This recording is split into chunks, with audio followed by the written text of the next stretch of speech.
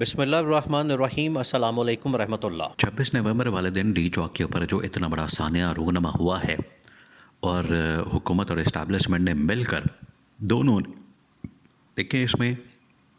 آپ کسی ایک کو قصوروار نہیں ٹھہرا سکتے، دونوں کے اوپر ذمہ داری عائد ہوتی ہے اور دونوں جو ہے اس میں رسپانسبل ہے، کیونکہ اس میں خاص طور پر شہباز شریف کی جانب سے اس بات کا جب انکشاف کیا گیا کہ 26 نومبر کو جو آپریشن کیا ہے اس میں حکومت کو بھرپور حمایت حاصل تھی پاکستانی فوج کی اور انٹیلیجنس ایجنسیز کی، یہ شہباز شریف کے اپنے الفاظ ہیں، تو اس سے پھر انکار نہیں کیا جا سکتا کہ دونوں اس آپریشن میں شامل تھے جو کہ 26 نومبر کو اتنا بڑا واقعہ ہوا۔ اس کے جو سارے ثبوت ہے اور شواہد ہے اور ایویڈنس ہے وہ آنے کا سلسلہ جاری ہے۔ وہ ثبوت اور شواہد اور ایویڈنس جو ہے مختلف پلیٹ فارمز کے ذریعے سے، مختلف صحافیوں کی جانب سے، مختلف رپورٹرز کی جانب سے، ویڈیوز کی شکل میں، فوٹیجز کی شکل میں اور مختلف لوگوں کی شکل میں سامنے آ رہے ہیں، اور اس کے اوپر بڑا پروپیگنڈا کیا جا رہا ہے، اس کے اوپر بڑا بیانیہ بنایا جا رہا ہے۔ دو قسم کے بیانیہ اس کے اوپر بنائے جا رہے ہیں، دو قسم کے، ایک تو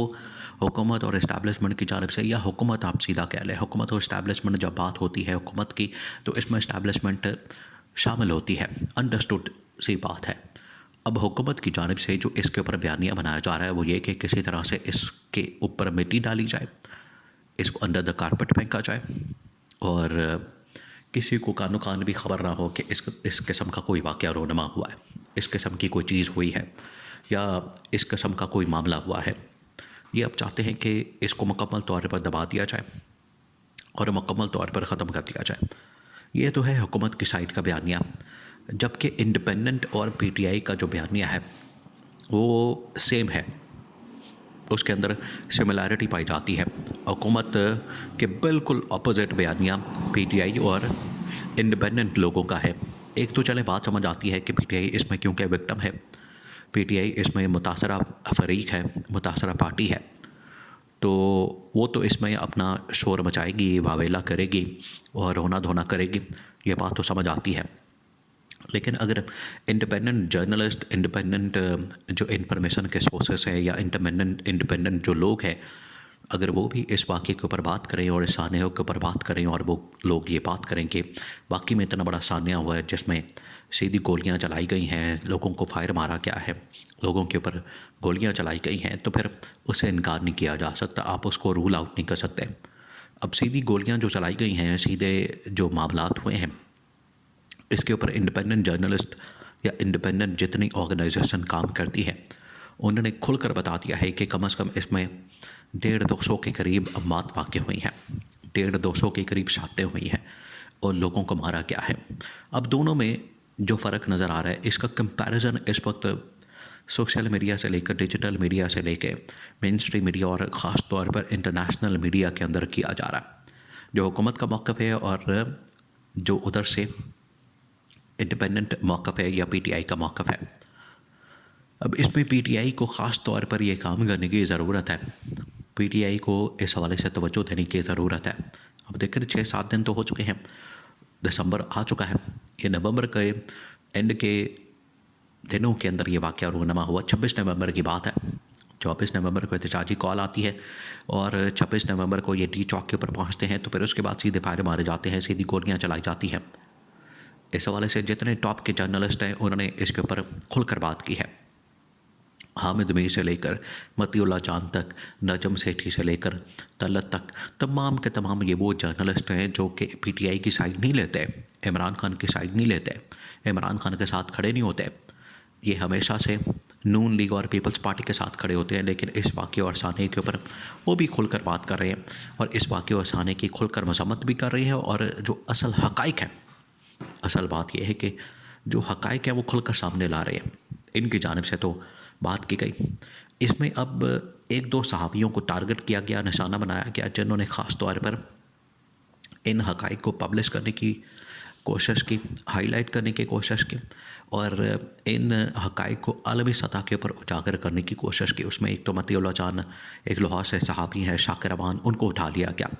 ان کو غائب کر دیا گیا۔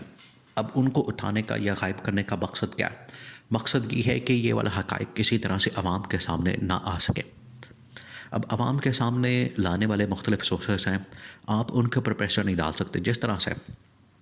بی بی سی نے جو رپورٹ جاری کی ہے، بی بی سی نے جو اس حوالے سے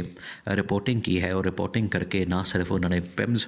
ہسپتال کی جو ساری ڈاکومنٹس ہیں، ایویڈنس ہے، شواہد ہیں، ثبوت ہیں، وہاں پر جو ان کے ریٹن ریکارڈ رجسٹر کے اندر سب کچھ جو وہاں پر جمع ہوتا ہے،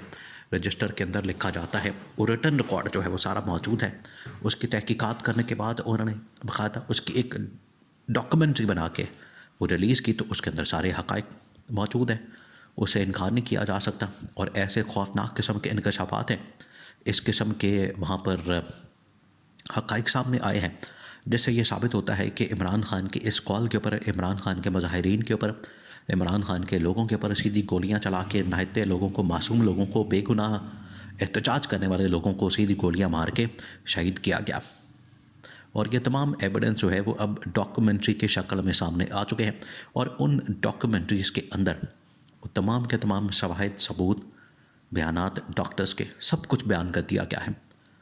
اب جو دوسری سائٹ ہے، اور اس کی وجہ سے انٹرنیشنل پریشر بھی آ رہا ہے، B B C, C N N, Reuters اور بڑے بڑے نیوز چینلز، الجزیرہ۔ اب دوسری طرف جو ہے وہ حکومت موجود ہے۔ حکومت آپ کو پتہ ہے کہ ہمیشہ دو نمبریاں کرنے میں تو یہ مہارت رکھتے ہیں، جھوٹ بولنے میں تو یہ مہارت رکھتے ہیں، اور جھوٹ بولنے میں ان کا کوئی ثانی نہیں۔ جھوٹ بولنے میں یہ ہمیشہ نمبر 1 آتے ہیں، اور جھوٹ اس طرح سے پھیلایا جا رہا ہے، اور کہا جاتا ہے، کبھی کہتے ہیں کہ وہ بالکل کچھ چاہتے ہوئی ہیں، کچھ لوگ مرے ہیں، کبھی کہتے ہیں نہیں کوئی بھی نہیں مرا، کبھی کہتے ہیں نہیں گولیاں نہیں چلی، وہ کسی اور وجہ سے مر گئے ہیں۔ یا تو آپ مانیں کہ باقی میں وہاں پر شہادتیں ہوئی ہیں اور وہاں پر لوگوں کو مارا گیا ہے، یا پھر آپ یہ کہیں کہ کوئی شہادت نہیں ہوئی، کوئی نہیں مارا گیا، اور وہاں پر لوگ جو ہے خود بخود بھاگ گئے۔ یہ ہو سکتا ہے کہ لوگ وہاں پر ڈی چوک پہلے پہنچیں پھر بھاگ جائیں؟ بھئی وہاں پر کچھ ہوا ہے تو لوگ بھاگے ہیں، کسی وجہ سے انسان بھاگتا ہے، اور وہ گولی ہو سکتی ہے، پھر انسان جان بچانے کے لیے بھاگتا ہے۔ اگر وہاں پر شیلنگ ہو جاتی، کوئی وہاں پر لاٹھیاں برساتا، وہاں پر کوئی اور اس طرح کا قدم اٹھایا جاتا، پھر تو سمجھ آتی کہ وہاں پر مقابلہ ہو رہا ہے، وہاں پر کارکن ڈٹ گیا، اور کارکن نے ہر قسم کے جبر کا مقابلہ کیا۔ لیکن جب آگے سے گولیاں آ رہی ہوں اور آپ نہتے، آپ کے ہاتھ کچھ بھی نہیں، آپ صرف احتجاج کرنے کے لیے نہتے پہنچے ہیں، تو پھر آپ وہاں اپنی جان بچانے کے لیے تو سب کا حق ہے، وہ تو بھاگیں گے۔ اس وجہ سے حکومت کے اس موقف کے اندر بالکل بھی وزن نہیں ہے، اور حکومت اس میں بالکل بیک فٹ پر چلی گئی، اور ان کو اندازہ ہو گیا کہ یہ جو سانحہ ہوا ہے 26 نومبر کا، یہ اب ان کے واقعے میں گلے پڑ گیا ہے۔